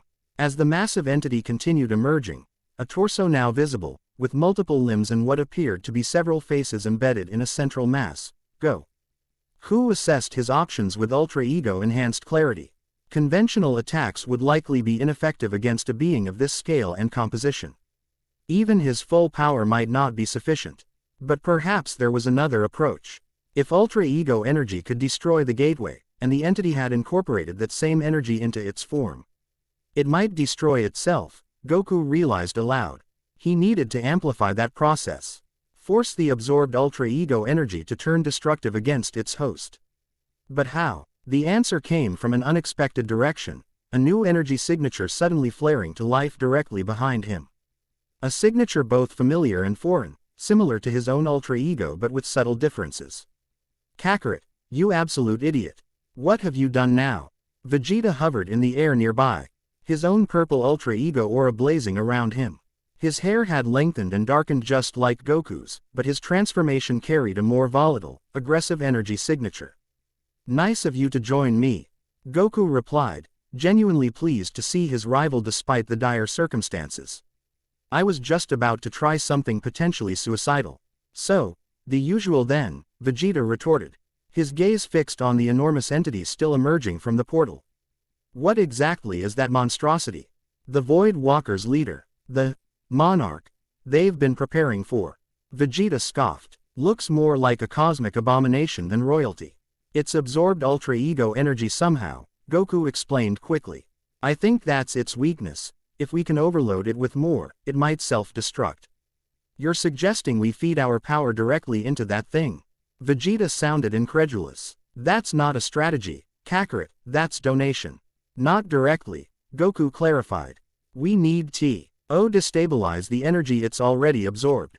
Make it volatile, uncontrollable. Understanding dawned in Vegeta's eyes. Like introducing a catalyst to an unstable compound. Exactly. Goku hadn't thought of it in those specific terms. But the analogy was perfect. We need to synchronize our Ultra Ego energies, but in opposition, create a resonance that the absorbed energy will mimic. Vegeta considered this for only a moment before nodding sharply. It might work, but the timing will need to be perfect. By now, the monarch had emerged halfway through the portal, its upper body fully visible, revealing a grotesque form that defied conventional description. Multiple limbs extended from a central mass that constantly shifted and reformed. Where a head might be expected, 7 faces ARR. Anged in a circle stared outward with void black eyes, each mouth opening and closing in silent communion. Most disturbing were the purple veins pulsing throughout its body, growing brighter as it continued absorbing energy from the fractured reality around it. Now, Goku decided, raising his power level to maximum. Before it fully emerges, Vegeta matched his action, purple aura intensifying, until it nearly matched Goku's in brilliance. How do we synchronize? Like this, Goku replied, extending one hand toward Vegeta while aiming the other at the monarch. Understanding the intent, Vegeta mirrored the gesture. The moment their extended hands connected, their auras merged at the point of contact, not combining, but interacting in complex patterns of constructive and destructive interference. The sensation was unlike anything either had experienced before, their energies simultaneously resonating and opposing, amplifying and canceling in a constantly shifting dance of power. Where their auras touched, new patterns formed, fractal structures of energy that grew increasingly complex with each passing second. Focus on the opposing nature of our approaches, Goku instructed, feeling the process intuitively. Your Ultra Ego feeds on battle damage and rage. Mine draws from pride and self-awareness. Opposite paths to the same destination, Vegeta acknowledged, understanding immediately. Together, they directed the complex interference pattern toward the monarch, aiming specifically at the purple veins pulsing through its massive form. For several seconds, nothing seemed to happen. The entity continued emerging, now 3/4 visible through the portal, its lower limbs beginning to appear. Then, almost imperceptibly at first, the purple veins began to pulsate irregularly. The smooth rhythm of energy flow disrupted as the resonance pattern took effect. Fractal patterns similar to those formed between Goku and Vegeta's auras began appearing along the veins, spreading like cracks in glass. The monarch noticed. All 7 faces turned toward them simultaneously, void black eyes focusing with malevolent awareness. A telepathic impression hit them both with staggering force. Insects. Defiance. Consumption. Asterisk. The mental assault was powerful enough to break their concentration momentarily, the resonance pattern wavering as both Saiyans fought to maintain focus. The monarch seized the opportunity, one massive arm swinging toward them with surprising speed for something of its size. Vegeta reacted first, breaking the connection to evade the attack. We need to maintain distance while continuing the resonance. Goku nodded in agreement, teleporting to a new position above and behind the entity. Vegeta quickly rejoined him, their hands connecting on CE more to re-establish the resonance pattern. This time, the effect was more immediate. The purple veins throughout the monarch's body began glowing with increasing intensity, fractal patterns spreading rapidly across its surface. The entity emitted another telepathic blast, this one tinged with something new. Pain, error, miscalculation, asterisk. It's working, Goku confirmed, maintaining absolute focus despite the mental pressure. Keep pushing. The two Saiyans poured more power into their resonance pattern, their purple auras blazing so brightly they were visible for hundreds of miles across the Pacific. The monarch thrashed violently, multiple arms lashing out in all directions as it tried to dislodge the spreading instability in its form. Then, unexpectedly, it began retreating, pulling back toward the portal from which it had emerged. It wasn't a tactical retreat, however, but a desperate attempt to escape the cascading instability consuming its form. It's trying to return to the void, Vegeta observed. Should we let it? Goku considered their options with tactical clarity. No, if it escapes, it might recover and return stronger. We need to finish this now. With unanimous purpose, both Saiyans intensified their effort, channeling even more power into the resonance pattern. The effect reached critical threshold. The purple veins throughout the monarch's body began to rupture, releasing explosive bursts of Ultra Ego energy that tore through its dark form from within.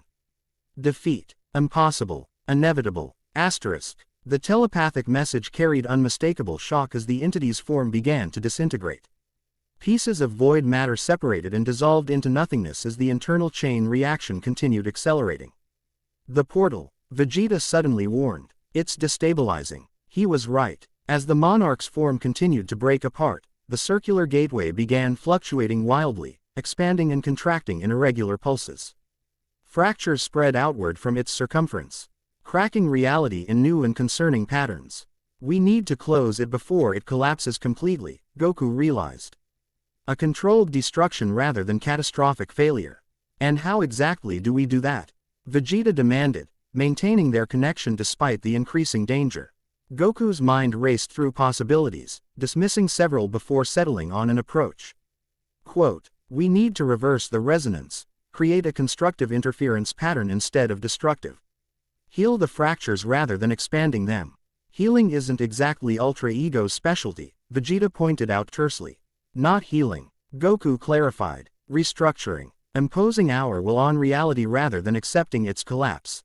Vegeta understood immediately. Destruction in reverse. Deafening what should exist rather than eliminating what shouldn't.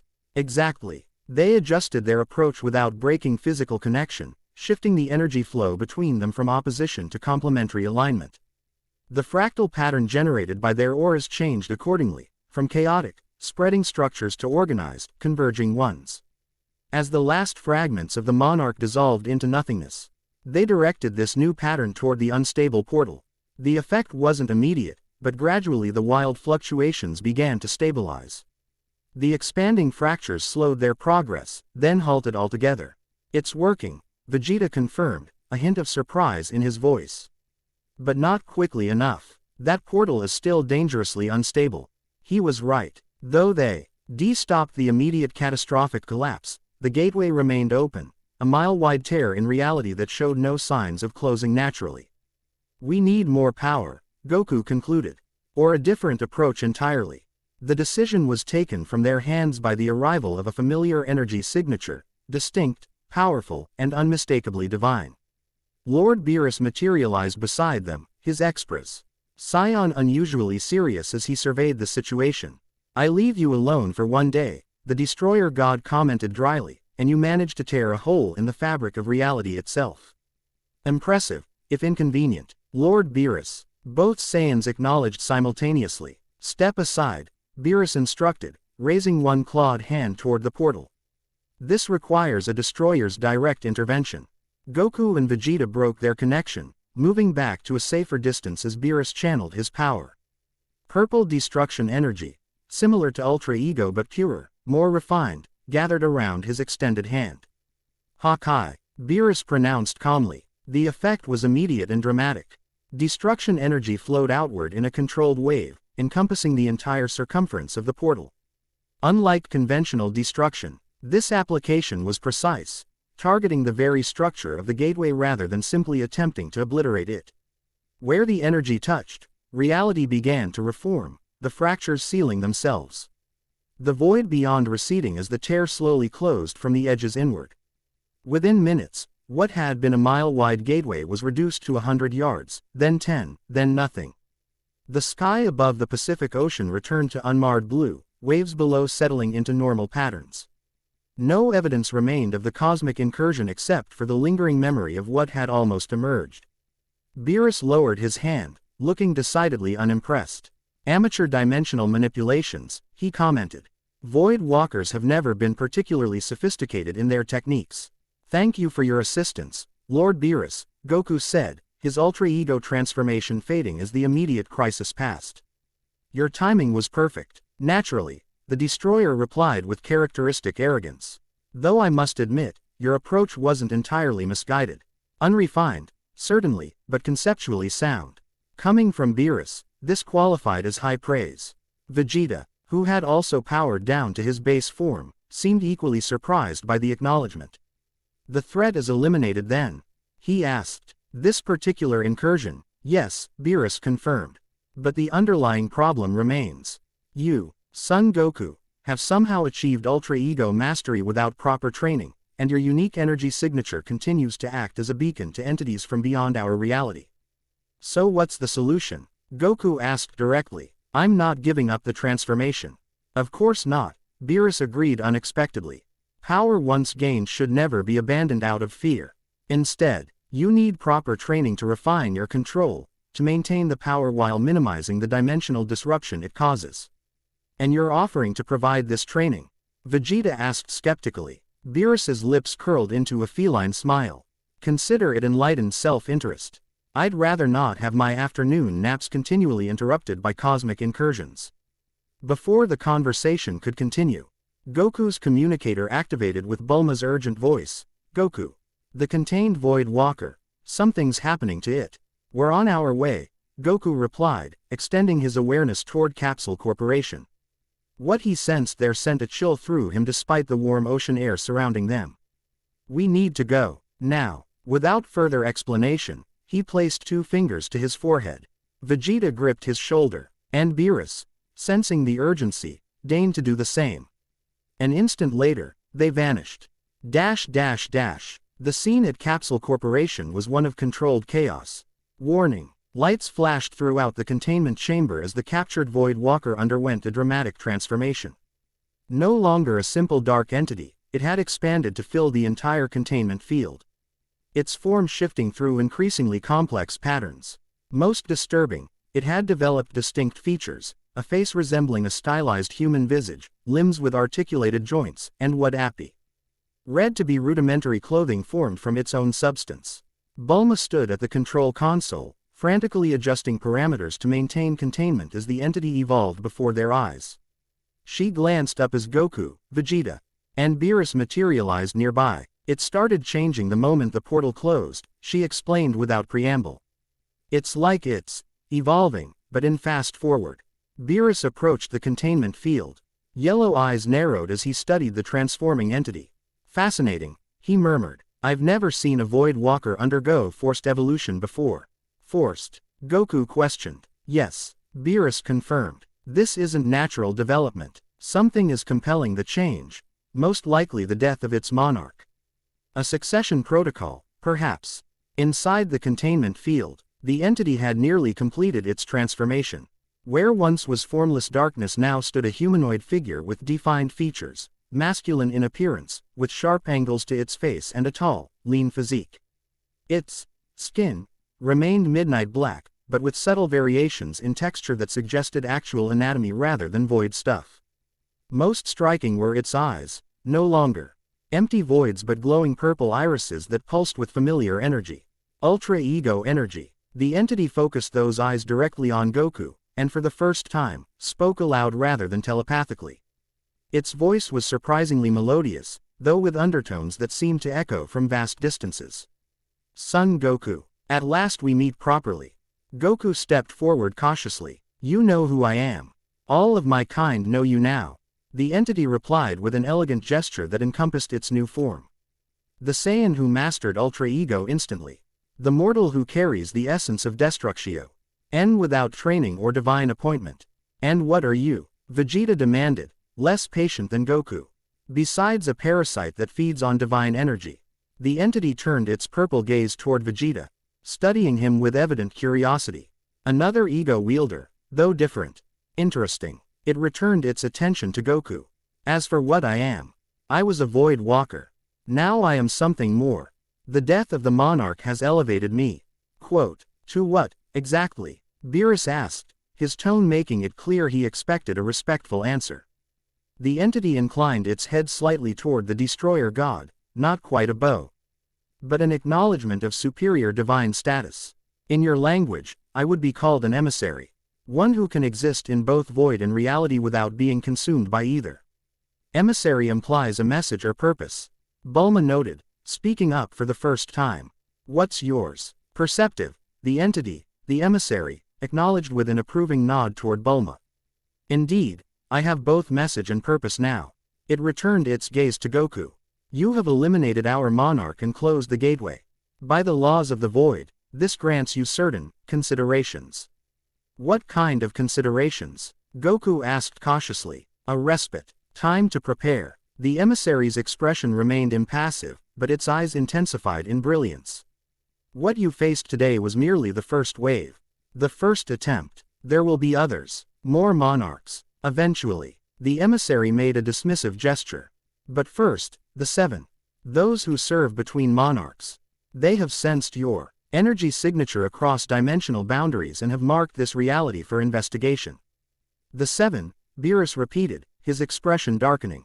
I've encountered them before, troublesome entities, more intelligent than standard void walkers. Indeed, Destroyer, the emissary confirmed. And they will come better prepared than we were.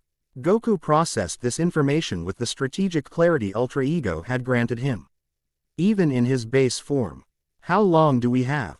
Time flows differently between realities, the emissary replied.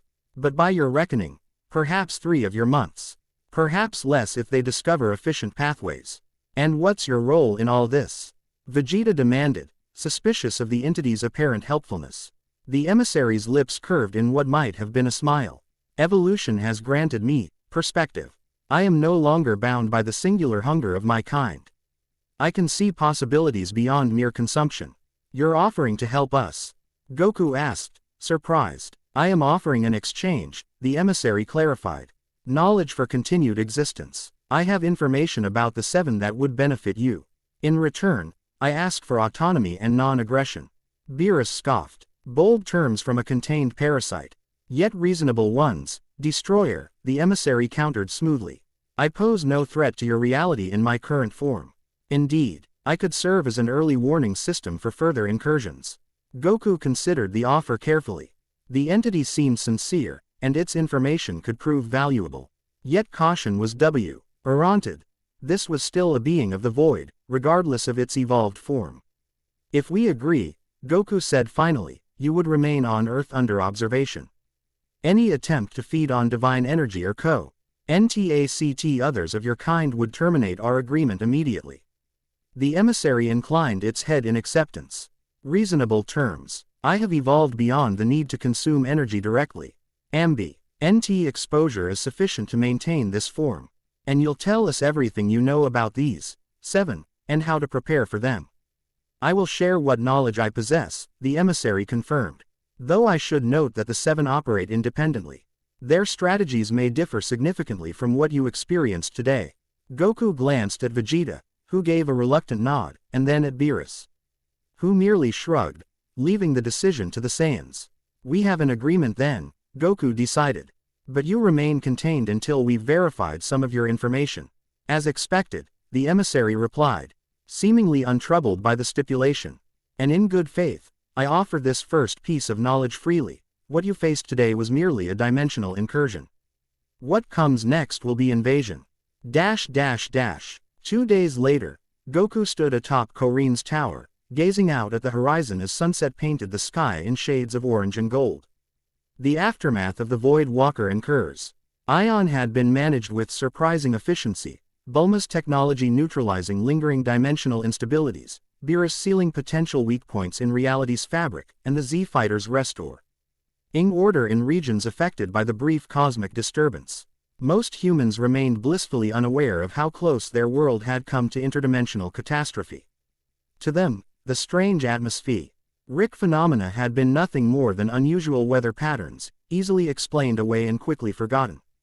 But Goku knew better, and more importantly, he understood what was coming.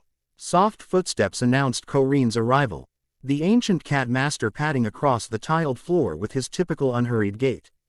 "Penny for your thoughts, Goku. Just wondering if we'll be ready," Goku replied honestly. 3 months isn't much time to prepare for what the emissary described. Korin stroked his whiskers thoughtfully. "In my experience, it's not the time you have, but what you do with it that matters." "True enough," Goku acknowledged with a small smile. "Beerus has agreed to train me in controlling Ultra Ego more precisely. Says it might help reduce the beacon effect that attracts these void entities." "Wise," Korin approved, "though I suspect there's more to this new transformation than even Lord Beerus understands." Goku glanced down at the cat master curiously. "What do you mean?" "Ultra Ego suits you in ways that surprise everyone, including yourself," Korin observed. "Perhaps because it aligns with aspects of your nature you've always possessed but rarely expressed. Your Saiyan pride, your tactical mind, your natural authority. It does feel right," Goku admitted. "More natural than Ultra Instinct ever did, even though I worked harder to achieve that form." "Some paths are walked through deliberate effort," Korin said sagely. "Others simply reveal themselves when you're finally ready to see them." The philosophical observation hung in the air between them as they watched the sun sink below the horizon. After a comfortable silence, Korin spoke again. "You'll have help, you know. Not just from the usual suspects." "Oh," Goku raised an eyebrow questioningly. "I sense new energies approaching our world," Korin explained, eyes narrowing as he focused on something beyond normal perception. "Drawn by recent events. Not void entities, but interested parties. Threats? Not necessarily," Korin replied thoughtfully. "Opportunities, perhaps. Catalyst for changes already in motion." Before Goku could press for clarification, his communicator activated. Bulma's voice came through, excitement evident in her tone. "Goku, I'm picking up an unusual energy signature entering Earth's atmosphere. It's similar to Saiyan Ki, but with variations I haven't seen before." "Location?" Goku asked, immediately alert. "Currently over the Pacific, moving toward the continent. Trajectory suggests landing somewhere in the western mountain ranges within the hour." "On my way," Goku confirmed, ending the communication. He turned to Korin with a wry smile. "Your prediction didn't take long to manifest." The cat master merely shrugged, RS twitching in what might have been amusement. "The universe rarely wastes time once events are set in motion." With a respectful nod to his old mentor, Goku placed 2 fingers to his forehead and vanished. He reappeared high in the atmosphere, hovering invisibly as he extended his senses to locate the approaching energy signature. Bulma was right, it felt similar to Saiyan energy but with subtle differences he couldn't quite identify. There, a bright flare of power against the darkening sky, moving with purpose rather than the random trajectory of a meteor or space debris. A vessel of some kind, sleek and clearly designed for interstellar travel, cutting through Earth's upper atmosphere with practiced precision. Goku maintained his distance, observing as the craft decelerated and adjusts its course toward a relatively uninhabited region of mountains. The pilot clearly knew what they were doing, selecting a landing zone away from human settlements while remaining within reasonable distance of civilization. With silent efficiency, he teleported ahead to the projected landing site, a natural clearing among pine-covered slopes, high enough to provide privacy but accessible enough for departure if needed. Strategic thinking, Goku noted with mild surprise. Another change brought by Ultra Ego that continued even in his base form. The craft appeared minutes later, breaking through low-hanging clouds as it executed a perfect landing sequence. Retro thrusters fired briefly, kicking up swirls of dust and pine needles before falling silent. Steam hissed from cooling systems as the vessel settled onto the forest floor. Goku remained hovering at the edge of the clearing, power level suppressed but ready to transform instantly if needed. Ultra Ego energy simmered just beneath the surface, accessible with a thought. The ship's design was unfamiliar, neither Saiyan nor Frieza force, but something altogether different. Sleek lines suggested speed, while the reinforced hull spoke of durability. Clearly designed for a single pilot, or perhaps a very small crew. A hatch opened smoothly in the craft's side, hydraulics whispering rather than hissing. A ramp extended to the ground, and a figure emerged, backlit at first by the ship's interior lighting, then stepping forward into the clearing's natural illumination. Female, humanoid, clearly Saiyan or Saiyan adjacent, based on the muscular build and the unmistakable wild black hair that all members of his race seemed to share. She wore what appeared to be battle armor, but unlike any Goku had seen before, fitted black material with dark red accents. Flexible yet clearly protective, no insignia or identifying marks were visible. A fighter's outfit, designed for mobility and practicality rather than show. Most notable was her stance, confident without arrogance, alert without tension. The posture of someone thoroughly comfortable with their own capabilities, neither underestimating nor overestimating their place in the universe. She scanned the clearing slowly, methodically, then looked directly at Goku's position, despite his suppressed energy and the considerable distance between them.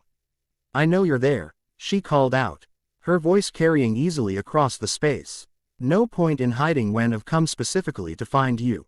Interesting. Goku allowed his power level to rise slightly as he descended into the clearing, stopping at a respectful distance from both the woman and her ship. "You have me at a disadvantage," he replied calmly. "You know who I am, but I don't know you." The woman smiled, a quick, fierce expression that reminded Goku of Vegeta in his rare moments of genuine amusement. "My name is Caulifla. I'm from what you would call Universe 6. Goku's eyes widened slightly in recognition.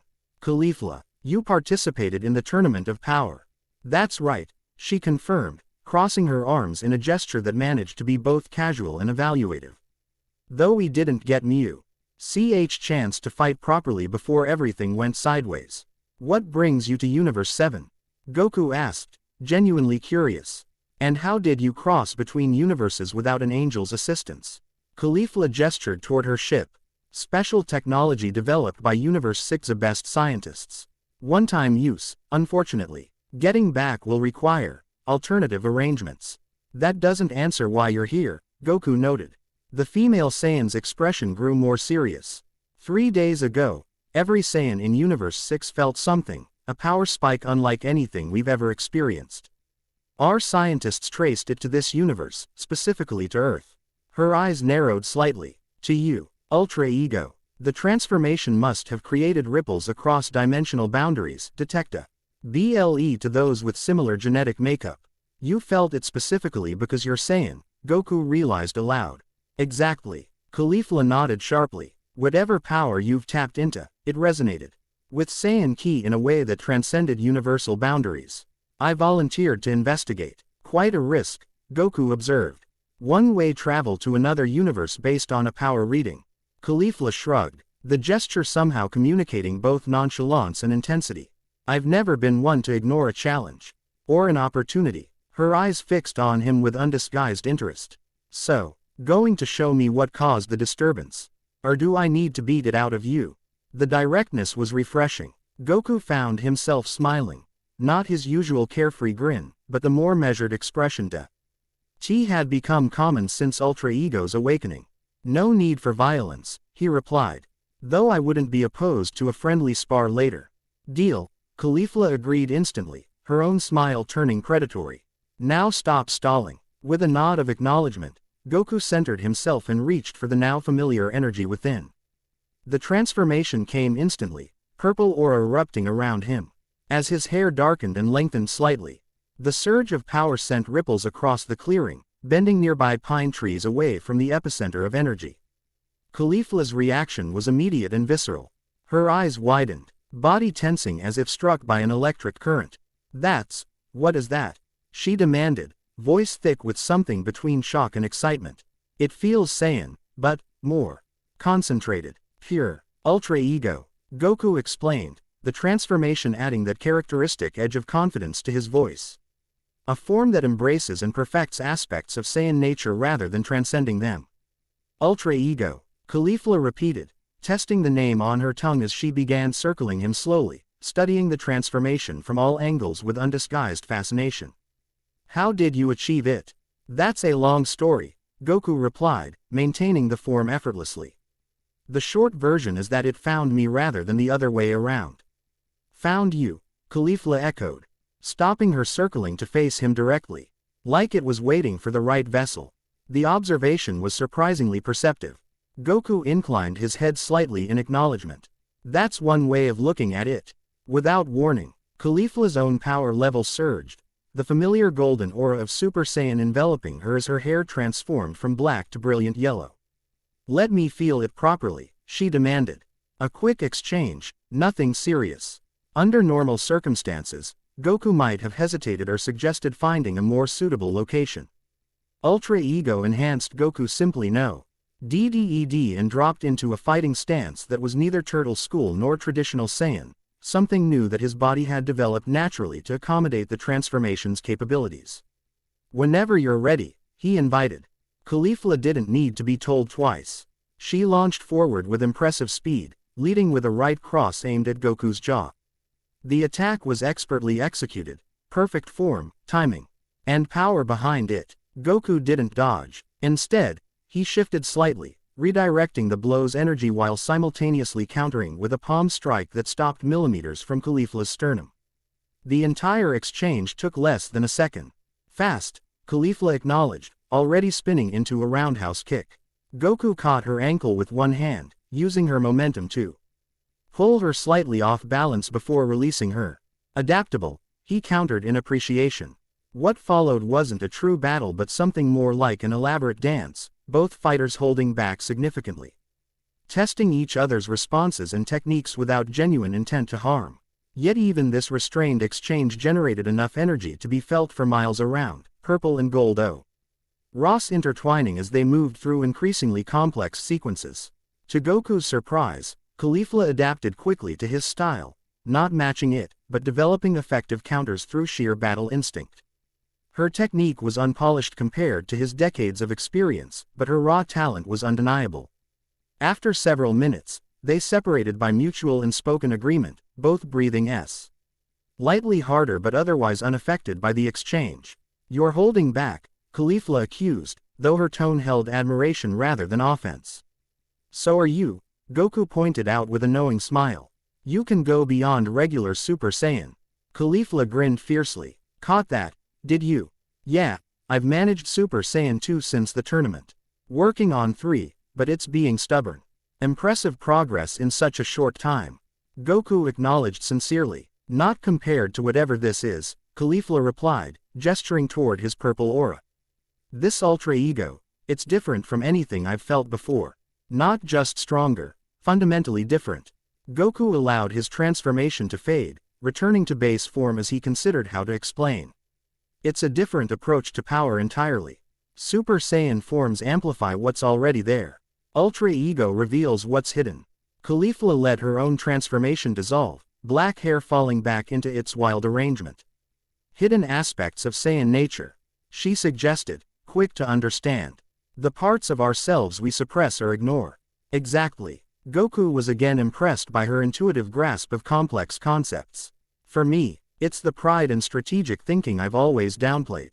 The confidence I often hide behind humility. Fascinating. Caulifla's eyes lit with unmistakable ambition.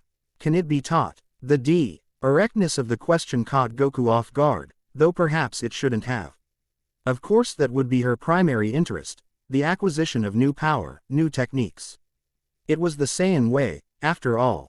I don't know, he answered honestly. I'm the second person to achieve it, and our paths were very different. Who was the first? Vegeta, another Saiyan from Universe 7. Recognition flashed across Caulifla's face. The prideful one with the widow's peak. That makes sense. He already embraces the aspects you mentioned. Yes, Goku confirmed. For him, the transformation required once of specific training with a god of destruction. For me, it happened in an instant during a moment of need. Two different paths to the same destination, Caulifla mused, unconsciously echoing. What Vegeta had said during their confrontation with the monarch. Which suggests there might be others. Her sharp mind impressed Goku again. That's my thinking as well, he agreed. The form seems to adapt to the individual, emphasizing different aspects depending on the user's nature. Caulifla took a step closer, her expression intensely focused. I want to learn it. The declaration was simple, direct, and absolutely sincere.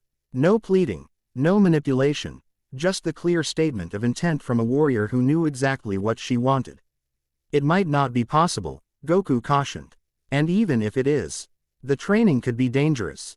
Ultra Ego draws on destruction energy, which can be volatile for the unprepared. I didn't travel between universes because I was looking for something safe, Caulifla countered. Her voice hardening with determination. I came because I sensed power worth pursuing, regardless of risk. Pure Saiyan thinking. The prioritization of strength above safety, of growth above comfort.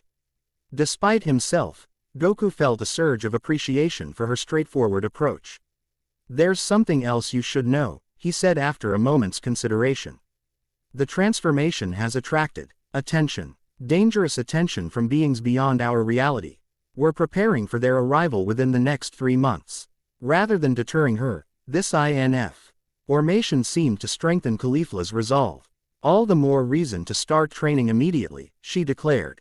If a battle is coming, I want to be ready for it.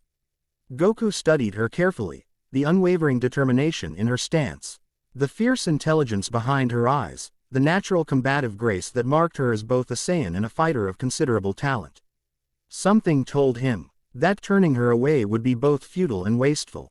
All right, he decided, I'll help you explore the possibility. But I can't make promises about the outcome. Caulifla's face broke into a genuine smile. Not the fierce battle grin from before, but something more personal and surprisingly warm.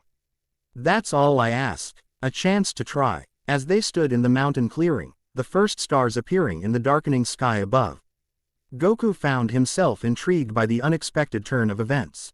The universe had sent him a student, or perhaps a partner, precisely when new challenges loomed on the horizon. Perhaps Korin was right. The universe rarely wasted time once events were set in motion. We should find you somewhere to stay, Goku said practically, and introduce you to the others. If you're going to train with me and potentially fight alongside us, they should know. Caulifla nodded in agreement. Lead the way. I'm eager to meet these Universe 7 Saiyans who've discovered new paths to power. As Goku prepared to teleport them back to civilization, he found himself surprisingly comfortable with the development. The old Goku might have been more casual, less strategic about incorporating a new fighter into their preparations.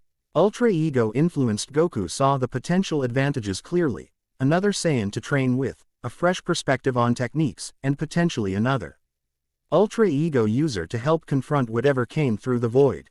Hold on to my shoulder, he instructed, placing 2 fingers to his forehead. Caulifla complied without hesitation, her hand gripping his shoulder firmly. The brief contact confirmed what Goku had sensed during their sparring exchange, tremendous potential barely tapped, waiting for the right catalyst to fully emerge. Whether that catalyst would be Ultra Ego remained to be seen. But one thing was certain. The arrival of this Universe 6 Saiyan had changed the equation in ways none of them could yet predict. As they vanished from the mountain clearing, leaving only the silent ship as evidence of their meeting, neither noticed the subtle ripple in reality that briefly distorted the air several meters away, a tiny tear in Dimensio. Null fabric that sealed itself almost instantly, but not before allowing something to slip through. Something that watched, and waited, and learned. The game of cosmic chess had gained another piece. And the next move was about to begin. Chapter 2 End. The end. I hope you enjoyed this episode. Remember to subscribe and like this video. See you in the next video.